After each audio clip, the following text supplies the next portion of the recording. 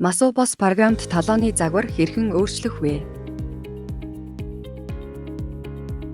Тохиргоо хэсгийн пост талооны загвар дээр дарна.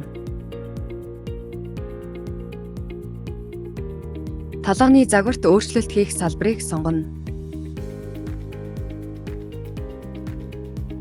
Та өөрийн байгууллагын логог оруулж өөрчилнө. Толгой хэсгийн текст оруулна. Талон дээр дараах байдлаар харагдана. Хөл хэсгийн текст оруулна. Талон дээр дараах байдлаар харагдана. Баркод хэвлэх чекбоксыг чеклэж баркод хэвлэхийг идэвхжүүлнэ. Тайлбар нэмэх чекбоксыг чеклэж та баримт авахдаа тайлбар нэмж хэвлэж болно. Хадгалах товч дээр дарна. Масуупос програм дээр худалдан авалт хийн. Төлбөр төлөх хэсэгт шилжинэ. Төлбөр төлөх төрлийг сонгож төлбөр төлнө.